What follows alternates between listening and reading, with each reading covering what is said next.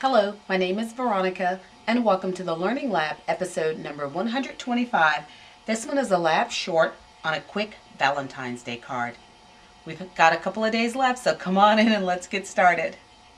What I'd like to do is recreate this card that I made for Valentine's Day, and I have to tell you in advance that I mass produced these. It started out with this little heart pennant. And that heart pennant can be found on your pennant cart.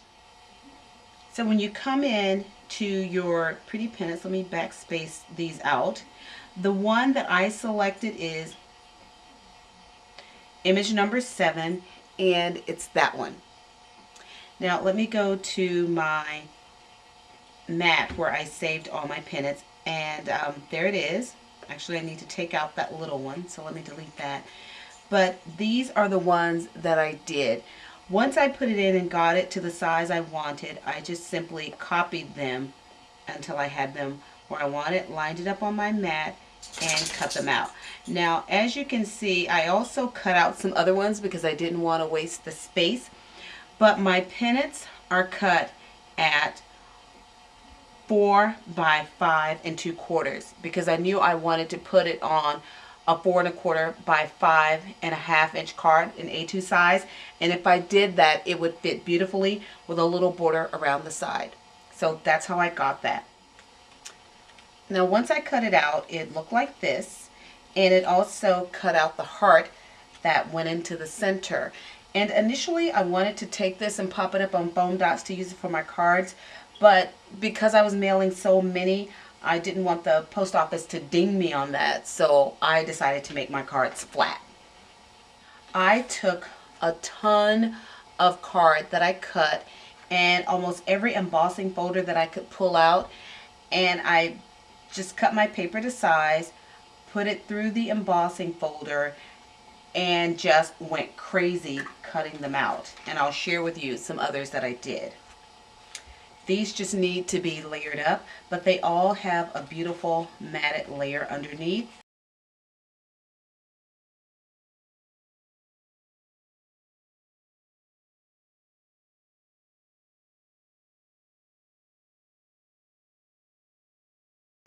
And so that's how I got all of those set up. So then the next thing to do was to decide which side I wanted to use and then adhere that to my base. And to put that down, because I have all these little holes that are in there, I decided to use some of the Aleene's glue. And that's what's going to allow me to get in between there without covering the entire back and risk glue going everywhere.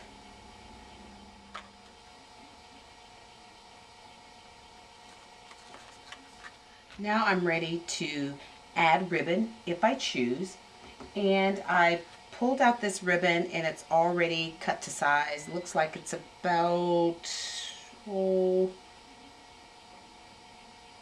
maybe almost 6 inches, and I'm just going to put that down there and glue it on the back with some of my ATG.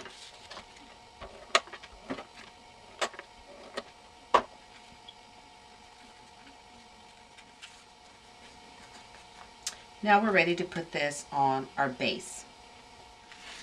Now for the base, I took an 8.5 by 11 sheet and took off 3.5 inches because I wanted this to be 8 1/4 by 8. I am liking making these taller cards and they're a lot of fun to do. And so I'm going to score right on the mark where it says A2. And now I'm done with that. Someone was talking to me on another video, a comment about making the never-ending card, and she said she didn't have a scoreboard. Could she just mark it and fold it? And I told her she could. And on there, I also said to her that when you're ready to burnish it, use the back of your thumb. I'm going to show her what I mean about that. When I don't have a score, I fold what I have, take my finger over, pinch it in the middle, and then I take the back of my thumb and I pull towards me to really crease that down. Then flip it over and do the other side. When I'm folding things at school with my kids, I also teach them to do that, and you can get a nice crisp fold just by burnishing it with the back of your nail. So here, if you're left-handed, it still works the same. Works better if you bring the nail to you because you can maintain some nice even pressure. So here's my card base, and to that I'm going to add this top, leaving just a tiny border around the outside. And when I'm putting down paper that's been embossed, I really do give it a nice layer of tape or glue, because the last thing I want is for it to pop off of the page. And I love using my glue, and I go through a lot of it, but it's okay. If I get it with a coupon, I'm good to go. So now we have this in place. I just need to stamp at the bottom my greeting. So on that card, I did the Happy Valentine's Day with the little hearts, and I'm going to use that same one on this.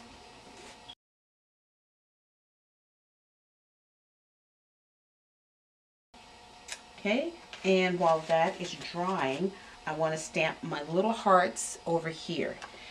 Now what I did on my original is I did what's known as a second generation stamping, meaning I stamped the first one in a rich saturation of ink, and then I stamped another one without re-inking my stamp. One here and here.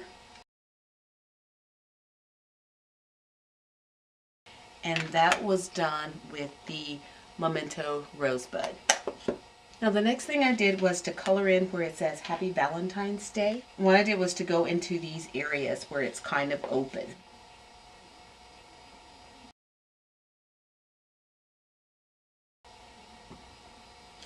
And as you can see, that goes pretty quickly. Now the last thing I did was to stamp a little tree down at the bottom with a greeting, and that also came from one of these clear stamp sets. For this I used my Memento New Sprout. You could also just as easily use the Pear Tart.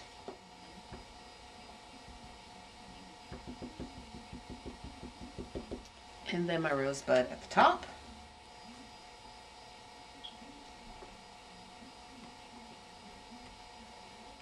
And this little stamp says Planted in My Heart, and for that I'm going to stamp it with the Memento Tuxedo Black. And then something I didn't add to the other one.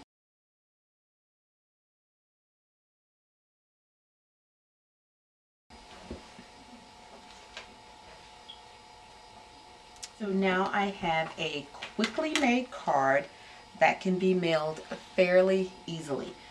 Now one thing that I did on this, that I will do on this one, is that I went back, and I don't know if you can see how shiny that one is, but I put some little glossy accents on all of the little bubble parts on the top that were on this card. And so I'm actually thinking to do the same thing on the swirls, just to give it a little bit of oomph.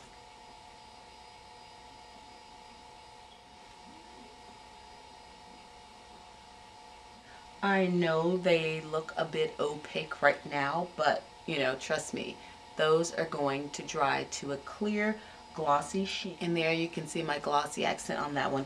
I like it because it's nice and flat. Like I said, I debated putting a bow there, but the post office is going to ding me for any little bump or hump. It's going to totally change the cost to mail this card.